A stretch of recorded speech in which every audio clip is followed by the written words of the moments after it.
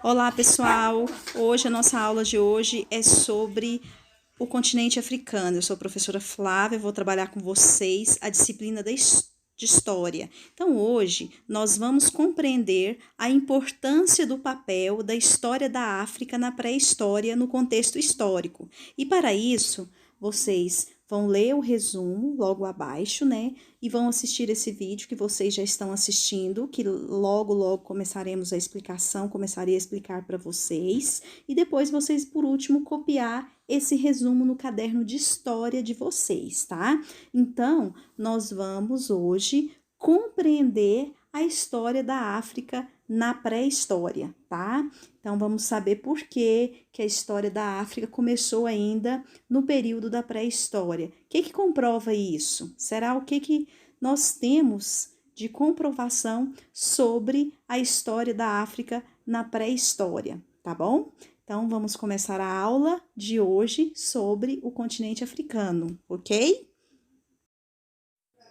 Pessoal, para iniciar os nossos estudos sobre a história da África na pré-história da aula de hoje, nós precisamos entender que Charles Darwin foi o primeiro cientista a sugerir que na África surgiram os primeiros humanos, né? Charles Darwin, ele sempre bateu nessa tecla, só que as provas que Charles Darwin conseguiu foram inconclusivas para poder comprovar que os primeiros seres humanos surgiram na África, tá? Então, tudo isso com o avanço da ciência nas últimas décadas levou, então, à descoberta de novos fósseis.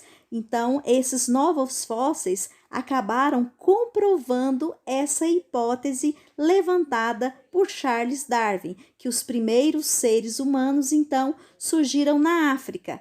E uma descoberta muito importante, tá? Aconteceu com a descoberta do fóssil de Lucy, tá? Realizada por um outro cientista na Etiópia em 1974, tá? O esqueleto fóssil Lucy, então, levou o título, antes levava o título, né, de mãe da humanidade, mas com o tempo eles descobriram, né, eles conseguiram descobrir e provar que esse fóssil chamado de Lucy veio da África e comprova que sim, os primeiros seres humanos então surgiram na África.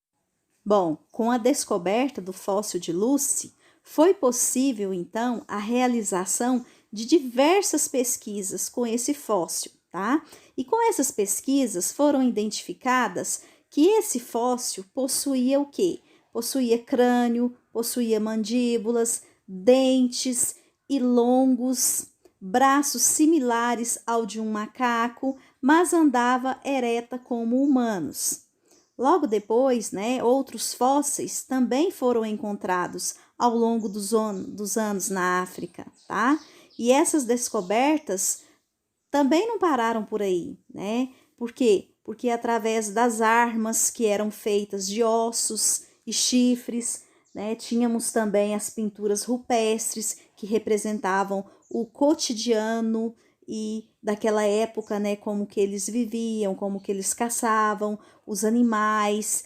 Tivemos também os vestígios das moradias, o que complementou os estudos, então, da história da África, né?